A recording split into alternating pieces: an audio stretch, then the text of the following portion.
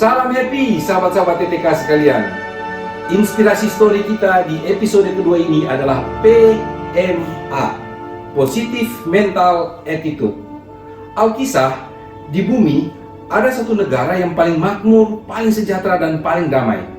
Dasar negara ini, dia menggunakan dasar negara dengan jargon PMA, Positive Mental Attitude. Maka undang-undang, aturan, hukum, dan haluan negara ini didasari oleh PMA dan segala turunannya. Dengan makmur dan sejahteranya negara ini, ada satu lembaga independen ternama di dunia yang tertarik untuk melakukan penelitian bagaimana PMA ini bisa sangat berpengaruh besar dalam makmur dan sejahteranya negara ini. Seperti kehidupan normal di suatu negara, di negara ini pun profesi, kehidupan sosial, dan keseharian itu ada seperti di negara-negara yang lain.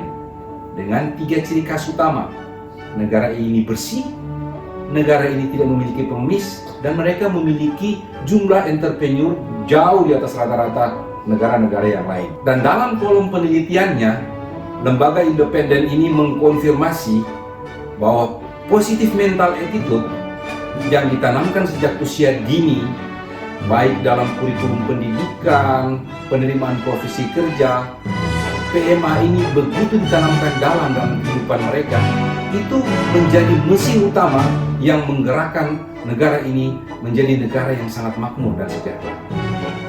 Masyarakatnya memiliki integritas, etos kerja, dan sikap sosial yang sangat baik. Dan di ujung penelitiannya, mereka menemukan satu hal yang sangat menarik. Ada kelompok atau ada sebagian kelompok masyarakat di negara ini yang memiliki usia di atas 100 tahun dengan perawakan yang sangat prima. Dan dipertajamlah penelitian mereka dengan membagi masyarakat di negara ini dalam 2 kelompok.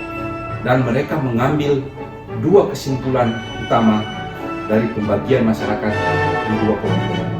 Yang pertama, PMA ini meresap ke sebagian besar masyarakat di negara ini di wilayah otak, sehingga nalar, pola pikir itu textbook karena sudah melalui kurikulum yang berjenjang dan sampai pada kehidupan kerja mereka, sehingga sebagian besar masyarakat ini itu terbentuk di wilayah otaknya. Dan kesimpulan yang kedua, masyarakat yang memiliki usia panjang dengan perawakan yang masih sangat baik, PMA itu masuk ke dalam hati mereka, sehingga nadi dan napas sebagian kecil masyarakat ini betul-betul mencerminkan positif mental attitude. Mereka mencapai ilmu tertinggi dari PMA ini, yakni hati yang gembira. Mereka hidup dengan ceria, enjoy, dan happy. Mereka yang berumur sangat tua dengan perawakan yang masih sangat prima, betul-betul menyinarkan positif insight dalam kehidupan keseharian mereka. Hati mereka sangat tulus. Moral story yang bisa kita petik di sini, di kesimpulan pertamanya, kekuatan dan ketahanan fisik itu ada batasnya, dan itu yang menjadi penopang utama bagi sebagian besar masyarakat yang PMA-nya masuk melalui otak, tertanam di otak, dan menjadi satu habit melalui nalar dan pola pikir mereka. Pada masyarakat yang memiliki usia lanjut, PMA ini dia tertanam di dalam hati, dan dia tidak dibatasi oleh ketahanan fisik, dia tidak dibatasi oleh kekuatan. Justru karena dia sudah masuk ke dalam relung hati, PMA ini menjadi booster, menjadi kekuatan ekstra buat mereka dalam keseharian mereka. Pelajaran yang bisa kita petik di sini, bahwa PMA yang sudah kita kenal dalam berbagai disiplin profesi dan menjadi fondasi dalam sebagian besar motivational training.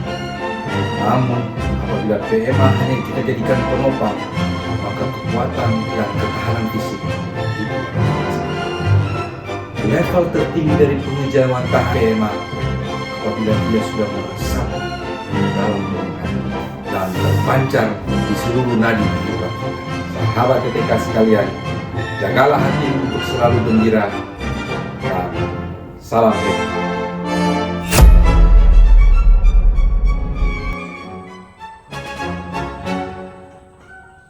Ini kandang sapi so jadi.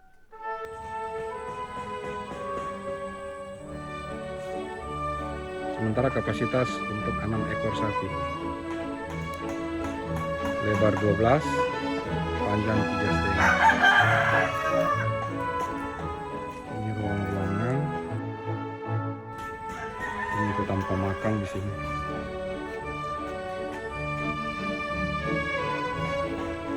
Ini itu got. Terus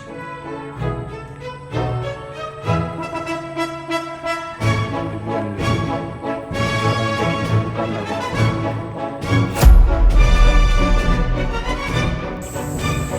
Pembuatan pupuk dari kotoran sapi ini,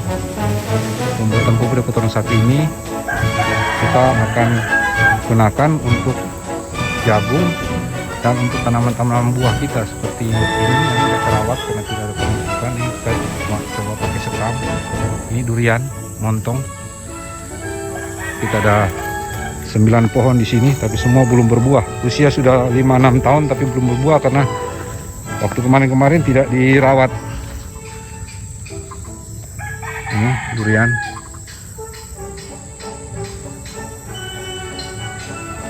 Nah, rambutan-rambutan juga. Kalau rambutan tanpa dirawat, setiap tahun 1-2 kali tetap berbuah. Tapi spesifik kayak durian, nangka, alpukat yang coba kita tanam, khususnya nangka, selalu berbuah dengan isi busuk karena tidak dirawat. Nah, saya sambil belajar akan coba membuat konten-konten gimana dari worst case, kasus-kasus gagal seperti yang saya lakukan kemarin. Kayak sampai hari ini saya belum pernah memanen nangka yang qualified, yang bagus. Selalu isinya sebagian busuk karena tidak terawat. Kayak ini kita ada 12 pohon nangka di sini, semuanya hasilnya kurang baik, kecuali rambutan yang tanpa pemupukan dia tetap jadi. Ini alpukat juga. Kita berharap dari kotoran sapi itu kalau kita buat dengan baik, kayak seperti ini alpukat selalu dia berbunga seperti sekarang. Tapi setelah itu bunganya jadi hitam dan jatuh, tidak pernah berkelanjutan jadi buah. Nah, ini cuma kita akan maintain lagi dengan benar.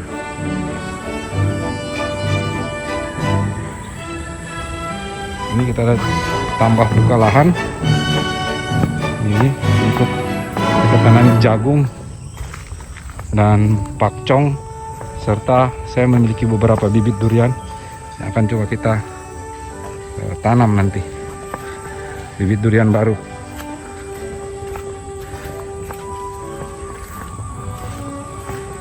Ini kita udah buka lahan sebagian untuk jagung, jadi ini nanti untuk jagung tahap 5-nya.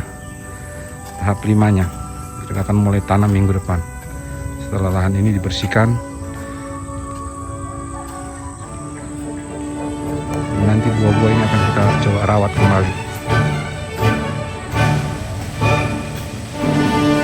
Dengan memaksimalkan lahan ini, saya berharap kos atau biaya pakan untuk sapi dan ayam akan kita sangat minimalisir.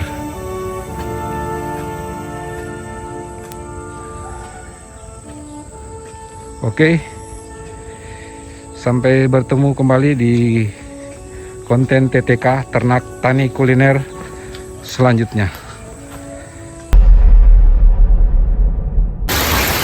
Ya, proses pembuatan sayur kembare akan kita mulai, namun sedikit aneh karena bahan utamanya masih di atas pohon karena posisi hujan yang lebat. Bahan utamanya ini kelapa mengkal. Terus akan kita mix sedikit karena bahan-bahan dasarnya hampir sama dengan membuat santan pepaya muda. Jadi kita tambah dengan buah pepaya muda. Ini kita iris halus-halus. Terus ada kelapa tua yang parut untuk pembuatan santan. Ini bahan-bahannya. Kemudian seperti biasa ada bawang merah, bawang putih, kuning, terus bramakusu, terus ada batang bawang, daun pandan, daun kuning, kemangi, daun jeruk, cabai rawit. Nah, sebenarnya pembuatan sayur kembari ini bahan-bahannya hanya ini. Biasanya tidak menggunakan kemangi, tapi kita tambah kemangi. Kita mix sedikit, kita tambah kemangi, dan kita mix sedikit, kita tambah jintar, lada, dan ketumbar. Nah, untuk proteinnya kita pakai ikan tongkol yang saya sudah asapi tadi pagi. Kita beli mentah, setelah itu kita bersihkan dan kita potong-potong dan kita asapi sendiri. Seperti itu.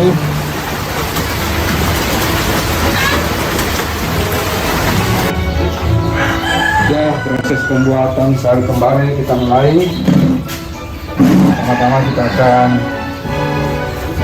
membuat santan kelapanya. Jadi kita proses pembuatan santan kelapa ini kita ambil kepala santannya dulu. Makanya air yang digunakan cukup sedikit sekali saja.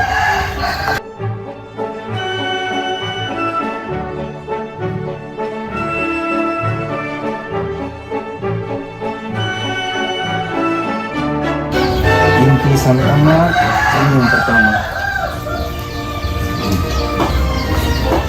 Dengan air yang masih sangat sedikit, kita dapatkan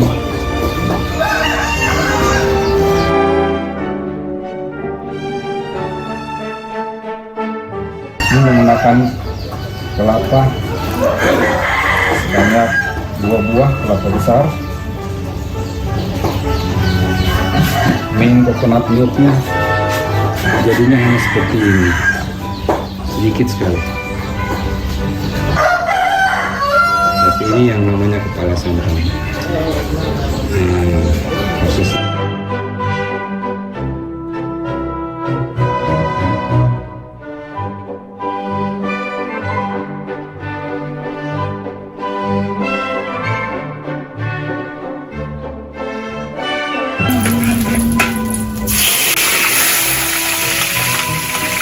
bawang putih tumbuk masuk.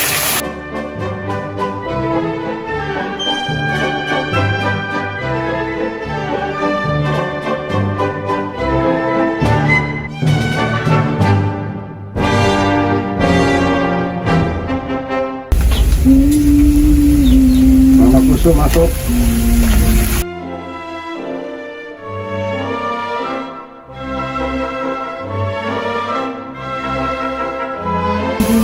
Rawit masuk.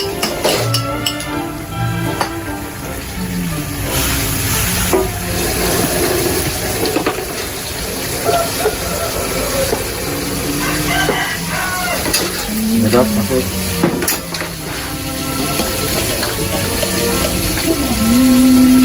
Garam.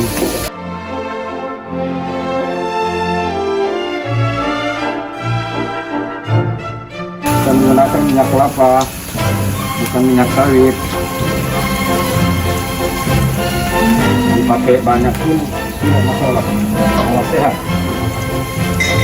Kelapa sendiri.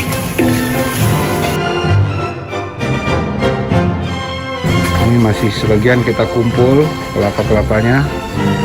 Sekarang kita sudah tidak mengkonsumsi minyak kelapa sawit, tapi kelapa. Nanti ada video berikut pembuatan minyak kelapa. Nah, pembuatan minyak kelapa secara tradisional, dia tidak akan sebening VCO karena kita menggunakan kayu bakar. Jadi asap itu membuat dia jadi agak kecoklatan. Daun pandan masuk. Daun jeruk masuk. Coba tolong ditunjukkan. Kanan daun jeruk masuk.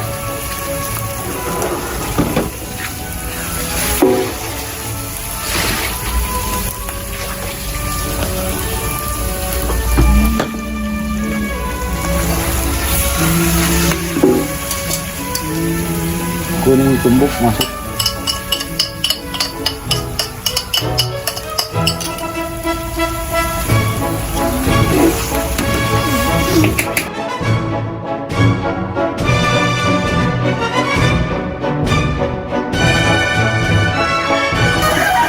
Batang bawang masuk.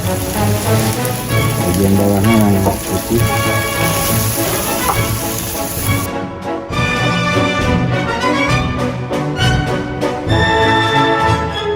Bongkol yang sudah kita asati masukkan.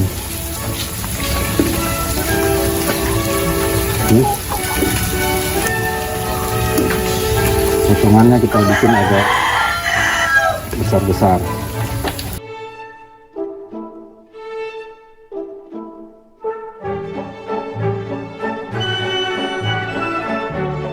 Ikannya kita tumis sedikit dulu sebelum kita masukkan terus santan, tapi bukan kepalanya, yang santan bagian keremasan ketiga. Santan yang kita ambil yang pertama dan kedua itu kita tinggalkan untuk di bagian terakhir.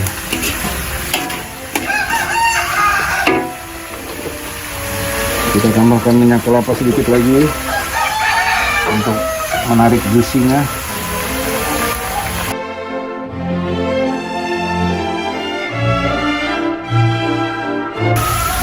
Kita masukkan bawang-bawang, kemangi, dan daun kuning.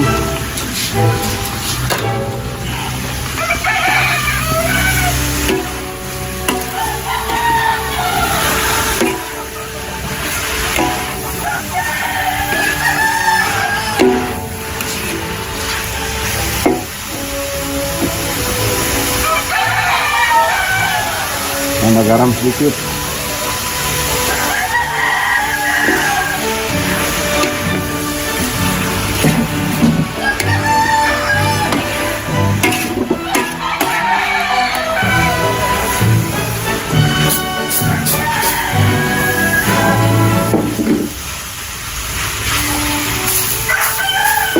Coba kita lihat tampilannya sebelum kita masukkan.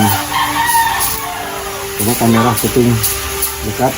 Sebelum kita masukkan santan bagian pemerasan yang sudah ketiga, ini tampilannya.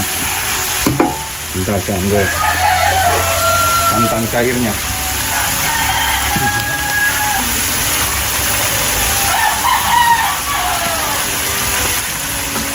Ini santan yang agak cair,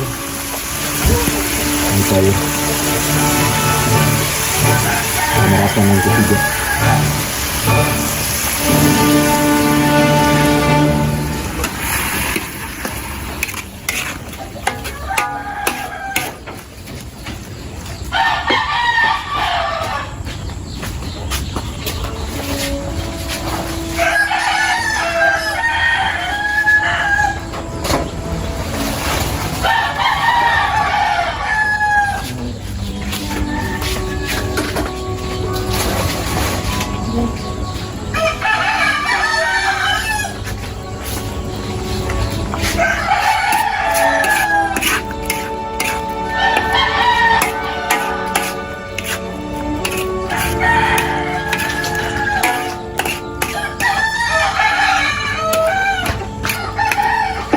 Posisinya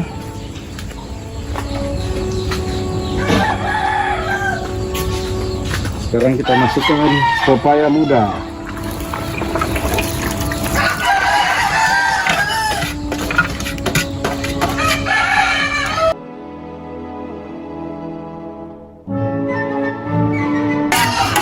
Oke, kita tunggu sedikit sampai pepayanya agak lembut sebelum kita masukkan bahan-bahan yang lain.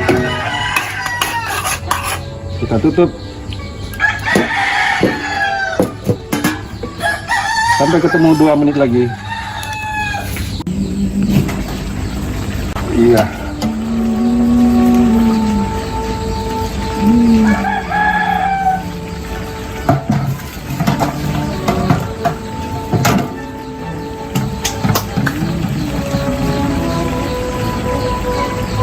Nah, ini kita modifikasi sedikit. Kita tambah lada, ketumbar, dan jintar. Biasanya kembara itu tidak pakai ini. Jadi saya coba modifikasi.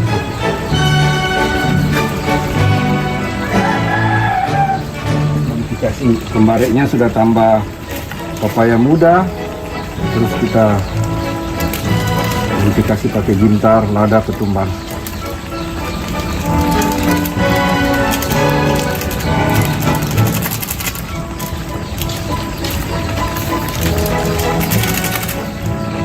Lada masuk.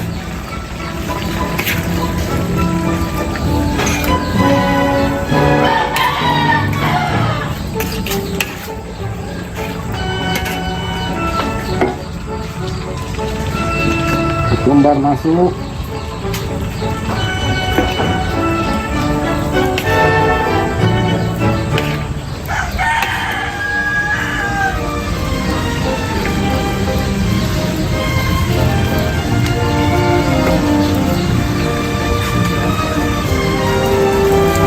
Jintar.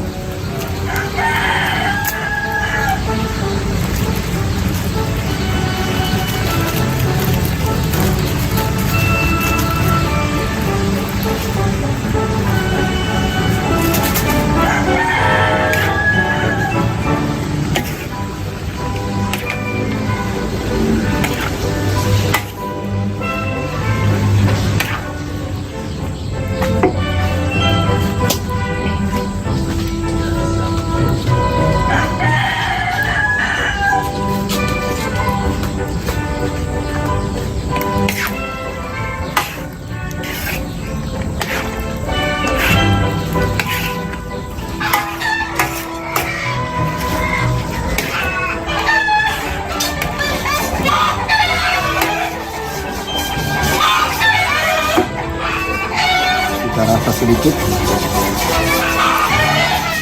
untuk merasa. Jangan, tadi jintar kita taruh 1 bungkus saja, rasa kalau kurang baru tambah, karena kalau lebih bisa pahit. Cukup, jintarnya cukup saja.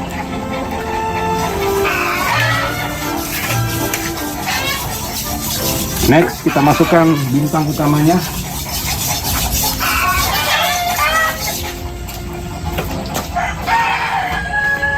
Bintang utamanya ini kelapa mengkal yang sudah kita sayur-sayur. Ini yang nama sayurnya jadi sayur kembare, sayur kelapa. Kembare itu artinya kelapa. Masuk.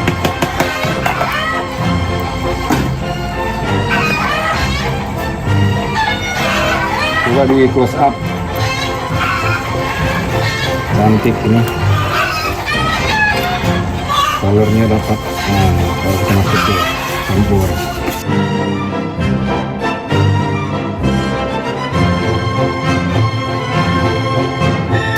ini sudah jadi lauk dan sayur. 30 orang makan masih bisa ini. Dengan biaya yang sangat murah.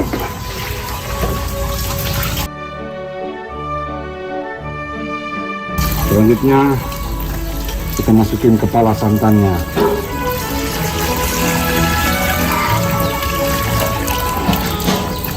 Kepala santan masuk. Ini kita pakai kelapa sebanyak 4 buah. 4 buah kelapa.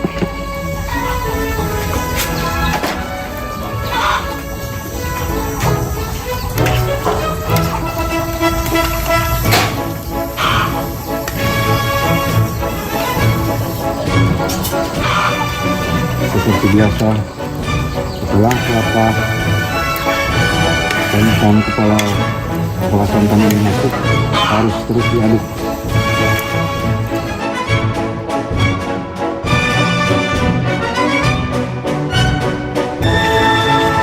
Ya, sayur kembare mix pepaya muda sudah selesai.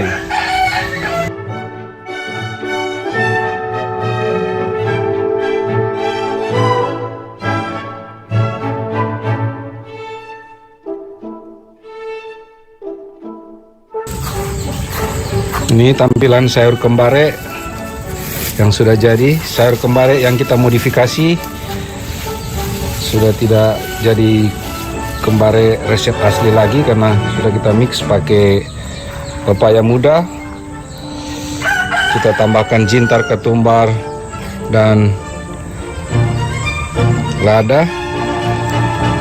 Ini tampilannya. Ini kosnya atau biayanya sangat sedikit. Ikan tongkol 50.000, rempah-rempah 30.000. Ini nasi kita masak 2 kilo, ya kurang lebih 30.000, berarti 120.000. Sudah bisa dinikmati oleh, sekarang kita ada sekitar 15 orang. Ini teman-teman dari misi juga ada, dari penginjilan, teman-teman mahasiswa penginjilan desa-desa atau daerah-daerah tertinggal.